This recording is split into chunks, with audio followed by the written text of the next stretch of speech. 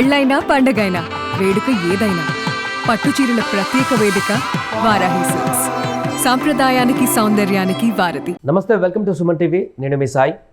దేశానికి ఢిల్లీ ఒకటే ప్రస్తుత రాజధాని, కానీ ఇక రెండవ రాజధాని కూడా ఉండబోతుందా అనేటువంటి ప్రశ్న ఒకటి ఉత్పన్నమవుతుంది. సోషల్ మీడియాలో నడుస్తున్నటువంటి చర్చ ప్రకారం చూస్తే ఆంధ్రప్రదేశ్ రాజధాని అమరావతి దేశానికి రెండో రాజధానిగా కాబోతుందనేటువంటి ఒక చర్చ కొనసాగుతుంది. నిజంగానే అమరావతి రెండో రాజధాని దేశానికి అయ్యేటువంటి అవకాశం ఉందా? ఇందులో నిజం ఉందా? దీనికి సంబంధించి మనం మాట్లాడదాం. మనతో పాటు Suman TV news chief editor Keshav గారు ఉన్నారు. సార్, దేశానికి రెండో రాజధాని హైదరాబాద్ అని గతంలో ఒకసారి చర్చ వచ్చింది. ఇప్పుడు తాజాగా అమరావతి అనేటువంటి చర్చ కొనసాగుతుంది. దీంట్లో ఎంతవరకు వాస్తవం ఉంది? నిజంగానే అమరావతి దేశానికి రెండో రాజధాని అయ్యేటువంటి అవకాశం ఉందా? అంటే ఒకటి, చర్చ అనేది ఎప్పుడైనా జరగచ్చు, ఎలా అయినా జరగచ్చు. దేశానికి రెండో రాజధాని అనే చర్చ ఈ రోజు కాదు, దేశానికి స్వాతంత్రం వచ్చిన రోజు నుంచి నడుస్తుంది. India Pakistan partition of India అని చెప్పిన ఒక బుక్ రాసినప్పుడు డాక్టర్ బిఆర్ అంబేద్కర్ గారు ఈ ప్రస్తావనే చేశారు. ఆయన దేశానికి అన్ని విధాలుగా కూడా, ఎందుకంటే అఖండ భారత్ అనేటువంటి కాన్సెప్ట్ నుంచి మనం స్వతంత్ర భారతం ఆవిర్భవించేటువంటి క్రమంలో దేశానికి మధ్యలో అన్నిటికీ యాక్సెసిబిలిటీ ఉండేటువంటి ఒక నగరాన్ని రెండవ రాజధానిగా అనౌన్స్ చేస్తే ఎక్కువ ప్రయోజనం ఉంటుంది. ఆ విషయంలో హైదరాబాద్ సంస్థానం అప్పుడు విలీనం అయింది. భారతదేశంలో విలీనం అయినటువంటి సందర్భంలో ఆయన చెప్పినటువంటి మాట ఏంటంటే, ఇక్కడ అన్ని భాషల సమాజాల ప్రజలు ఇక్కడ ఉన్నారు. అంటే బెంగాలీలు ఉన్నారు, అలానే ఉత్తరాది రాష్ట్రాల వాళ్ళు ఉన్నారు, తమిళ్, కన్నడ, కేరళ అన్ని రాష్ట్రాలకు చెందిన వాళ్ళు ఉన్నారు. ఇది ఒక మినీ ఇండియా అనేటువంటి పర్సెప్షన్ ఉండడం, ప్లస్ గతంలో స్టార్ ఆఫ్ బ్రిటిష్ ఎంపైర్ అని చెప్పని మోస్ట్ రిలయబుల్ కింగ్ కింద నిజాం నవాబ్కి ప్రత్యేకమైనటువంటి స్థానం ఉండేది.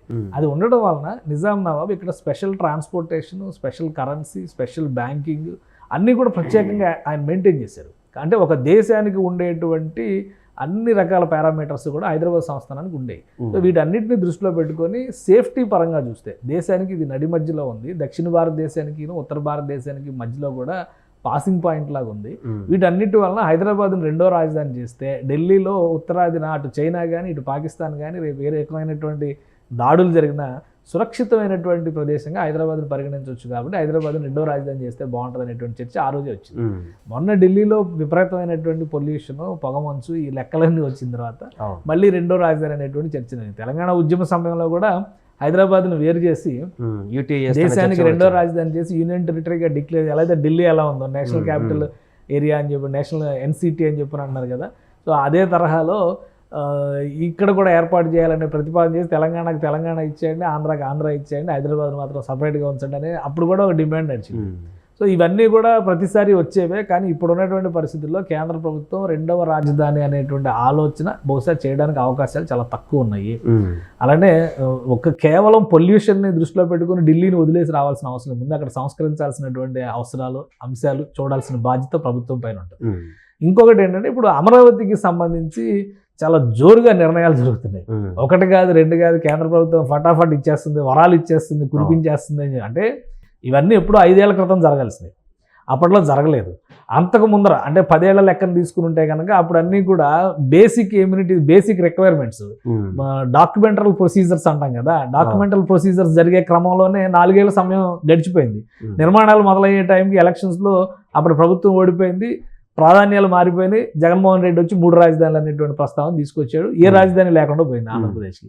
ఇప్పుడు ఇక్కడ నడుస్తున్నటువంటి స్పీడ్ను చూసి అమరావతికి తీసుకొచ్చి పెడతారు అనేది అది అంత అంటే జియోగ్రాఫికల్గా చూస్తే అనుసరణీయమైనటువంటి నిర్ణయం కాకపోవచ్చు. అలానే ఆ ప్రాంతానికి ఇప్పుడు కల్పిస్తున్నటువంటి వనరుల పరంగా చూస్తే అది కేవలం ఒక రాష్ట్ర రాజధానికి సంబంధించి నిర్ణయాలు జరుగుతున్నటువంటి అంశంగానే మనం చూడాలి. కాకపోతే ఏంటంటే కనెక్టివిటీ, లాస్ట్ టైం ఏదైతే మిస్టేక్స్ జరిగినాయో ఈసారి ఆ మిస్టేక్స్ జరగకుండా కేంద్ర ప్రభుత్వం చొరవ తీసుకుంటుంది. రాష్ట్ర ప్రభుత్వం కూడా ఆ దిశగా అడుగులు వేస్తుంది. 2014కి 2024కి ఉన్నటువంటి తేడా ఏంటంటే, అప్పుడు కూడా ఎన్డీఏ గవర్నమెంట్ ఉంది, కానీ ఈ రోజు ఎన్డీఏ గవర్నమెంట్ అని చెప్పుకోవాలి. ఈ రోజు ఎన్డీఏ గవర్నమెంట్ అని క్లెయిమ్ చేస్తున్నారు. తెలుగుదేశం పార్టీ క్లెయిమ్ చేస్తుంది, బీజేపీ క్లెయిమ్ చేస్తుంది, జనసేన క్లెయిమ్ చేస్తుంది. అప్పుడు ఉన్నటువంటి ఈక్వేషన్స్లో చూస్తే తెలుగుదేశం పార్టీ మెజారిటీ, మొత్తం మీద 4 మాత్రమే బీజేపీ సభ్యులు ఉండేవాళ్ళు. 2 మంత్రివర్గంలో ఉన్నా కానీ మంత్రివర్గం నిర్ణయాలతో మాకు సంబంధం లేదని వాదించారు అప్పుడు జరిగినటువంటి రాజకీయాలు. సో ఆ రకంగా అప్పుడు పోయింది. ఇప్పుడు బీజేపీ వాళ్ళు 8 మంది ఉన్నారు, జనసేనకి 21 మంది ఉన్నారు. అట్నుంచి ఒక ముగ్గురు మంత్రులు, ఇటు నుంచి ఒక మంత్రి, మొత్తం 4 పదవుల్లో మంత్రి పదవుల కోటాలో వాళ్లే ఉన్నారు. కాబట్టి మన రాష్ట్రం, మన రాజధాని అనేటువంటి అనేక అంశాలను ప్రతిపాదన చేస్తున్నారు. కేంద్ర ప్రభుత్వానికి కూడా ఏంటంటే ఇప్పుడు ఉన్నటువంటి ఈక్వేషన్స్లో ఏపీ మద్దతు అనేది చాలా కీలకంగా మారింది. అసలు ఏపీలో కనుక ఎన్డీఏ అనేది ఫామ్ అవ్వకపోతే కేంద్రంలో ప్రభుత్వం అయ్యేటువంటి పరిస్థితి ఉండేది కాదు. ఈ అన్నింటినీ దృష్టిలో పెట్టుకొని గతంలో ఇచ్చిన హామీలని అమలు చేసేందుకు నరేంద్ర మోడీ ఆధ్వర్యంలో ప్రభుత్వం ఒక్కొక్కటిగా వాటిని అమలు చేస్తున్నారు. ఇంకోటి ఏంటంటే ఏ రాష్ట్ర రాజధానిలో అయినా కానీ జాతీయ విధానాల ప్రకారం జాతీయ సంస్థలకు సంబంధించినటువంటి ఆ రాష్ట్ర హెడ్ క్వార్టర్స్ని రాజధానిలో ఏర్పాటు చేయడం అనేది పరిపాటి.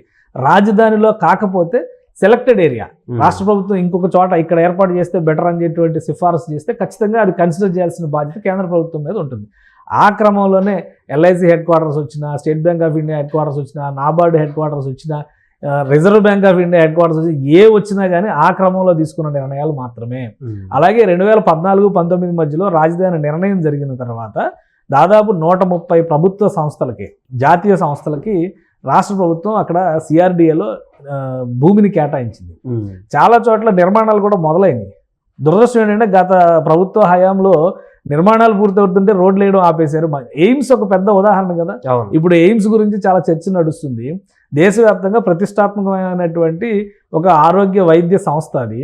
అక్కడ ఒక కమ్యూనిటీ నిర్మించారు, ఒక సిటీ లాంటిది అనమాట. ఒక చిన్న కమ్యూనిటీ నిర్మాణం జరిగింది. కొన్ని 100 ఎకరాల్లో మెడికల్ కాలేజీలు, నర్సింగ్ కాలేజీలు, అక్కడ ఉన్న హాస్టల్ భవనాలు, ప్లస్ లైబ్రరీ భవనాలు, ల్యాబ్లు, ప్లస్ అవుట్ పేషెంట్స్కి సంబంధించి, ఇన్ పేషెంట్స్కి సంబంధించి దాదాపు 1000 పడకల ఆసుపత్రి ఇంత నిర్మాణం జరిగితే నీళ్ళు ఇవ్వలేదు గత ప్రభుత్వం. సో కాబట్టి ఇప్పుడు అవన్నీ సరిదిద్దే ప్రయత్నం చేస్తున్నారు. ఇప్పుడు మళ్ళీ అధికారంలో రాగానే చంద్రబాబు నాయుడు గారిని కలవగానే ఫస్ట్ ఆయన మాధవ్కర్ ఎయిమ్స్ డైరెక్టరు, ఆయన కలిసిన వెంటనే నిర్ణయం తీసుకుంది రాష్ట్ర ప్రభుత్వం. దాదాపు 8 కోట్ల రూపాయలు ఖర్చు చేసి ఇప్పుడు అక్కడ వాటర్ ఫెసిలిటీ 25 లక్షల వాటర్ ఫెసిలిటీ, లీటర్ల వాటర్ సప్లై చేసేందుకు కావాల్సినటువంటి డెడికేటెడ్ కెనాల్ని, అంటే డెడికేటెడ్ పైప్ లైన్ని ఏర్పాటు చేస్తుంది అక్కడ రాష్ట్ర ప్రభుత్వం, ట్రీట్మెంట్ ప్లాంట్తో సహా. కాబట్టి ఇవన్నీ కూడా సహజంగా రాజధాని అభివృద్ధిలో భాగంగా జరుగుతున్నటువంటి ప్రక్రియలుగానే మనం చూడాలి. వీటన్నిటికీ ఆమోదం తెలిపినంత మాత్రాన రెండవ రాజధానిగా అమరావతిని నిర్ణయిస్తారు అనుకోవడం అత్యాశ. అది అమల్లో జరిగేటువంటి ప్రక్రియ ఎట్టి పరిస్థితుల్లో కాదు. Right sir. అదే మొత్తానికి ప్రస్తుతం జరుగుతున్నటువంటి సోషల్ మీడియాలో చర్చ అమరావతి రెండవ రాజధాని అనేది ఇప్పట్లో కాకపోవచ్చు, ఎప్పుడు కూడా ఇంకా రెండవ రాజధాని ప్రస్థానం కూడా రాకపోవచ్చు. కొద్దిగా అప్పుడప్పుడు వచ్చేటువంటి చర్చలో మాదిరిగానే దీనికి కూడా ఇప్పుడు అక్కడ అవుతున్నటువంటి యాక్టివిటీస్, జరుగుతున్నటువంటి అభివృద్ధి కారణంగానే రెండవ రాజధాని అనేటువంటి చర్చ వచ్చిందే తప్ప ఇది పూర్తి స్థాయిలో అలాంటి అంశం కాదంటూ కూడా తెలుస్తుంది. సుమన్ టీవీలో మీ పర్సనల్ అండ్ బిజినెస్ ప్రమోషన్స్ కోసం కింది నెంబర్కి కాంటాక్ట్ చేయండి.